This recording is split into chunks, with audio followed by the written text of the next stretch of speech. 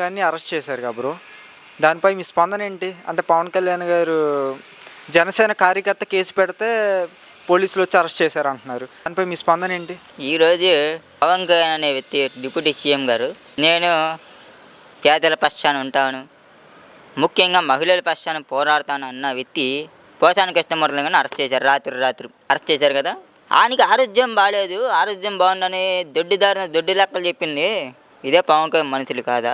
నువ్వు ఏ రోజైతే నువ్వు డిప్యూటీ సీఎం నేను ఎప్పుడైతే నువ్వు ప్రమాణ స్వీకారం చేసావో అప్పటి నుంచి నీ రెడ్ బుక్ పాలన ఏంటో తెలియట్లా. ఆ రెడ్ బుక్ గోల్ ఏంటో నాకు అర్థం కావట్లా. ఆ రెడ్ బుక్ అసలు ఆ రెడ్ బుక్ ఏంటి అనేది అర్థం కావట్లా. ఆ రెడ్ బుక్ పాలన ఏంటో అర్థం కావట్లేదు. ఈరోజు ఏమిటో తెలియజేస్తున్నా పవన్ కళ్యాణ్ గారు, మీ రెడ్ బుక్ పాలన పక్కన పెట్టండి.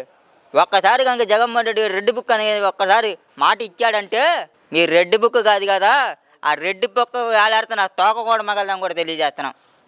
ఎందుకంటే జగన్మోహన్ రెడ్డి గారు సహించారు. జగన్మోహన్ రెడ్డి అనే వ్యక్తి భరిస్తున్నాడు. ఎందుకో తెలుసా?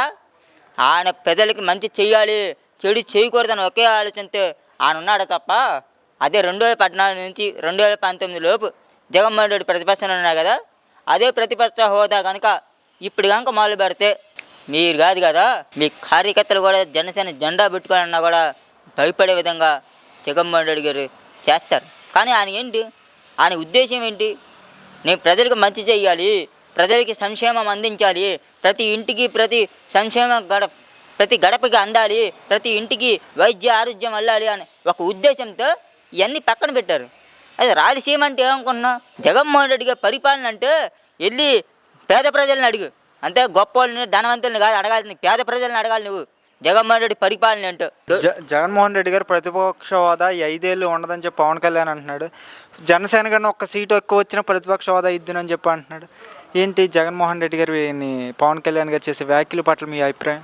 అన్న, ఇప్పుడు 2019లో డొక్క బోర్ద పడ్డావు పీతాపురం అక్కడ గాజువాకలో ఎక్కడో చోట పడ్డావు.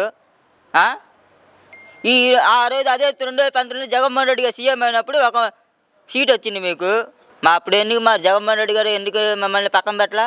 అప్పుడే తోసేవచ్చు కదా జగన్మోహన్ రెడ్డి గారు. మా జాత కాదా? మీకే చేతనయిద్దా? మా జాత కాదా? రౌడీజన్ చేయడం జగన్మోహన్ రెడ్డి గారు కొత్త? ఒక మాట చెప్తున్నా, ఎంతసేపు ఇప్పుడు జగన్మోహన్ రెడ్డి అనే వ్యక్తి ఒక మాట చెప్తే ఈరోజు కోట్ల మంది జనం రోడ్డు మీదకి వచ్చి రచ్చ చేయడానికి ఎంతసేపు? ఆయన మాట ఇస్తే చాలు ఈ రాష్ట్ర ప్రజలు సిద్ధంగా ఉన్నారు ఈ ప్రభుత్వాన్ని తరుముకొడ్డాక. ఎప్పుడు వస్తుందా 27 కానీ 28 కానీ వెళ్తాను అంటున్నారు కదా, ఖచ్చితంగా అది ఎప్పుడు వస్తారని సిద్ధంగా కూర్చుని ఉన్నారు. నీ కాట తీయడానికి సిద్ధంగా ఉన్నారని కూడా తెలియజేస్తాను.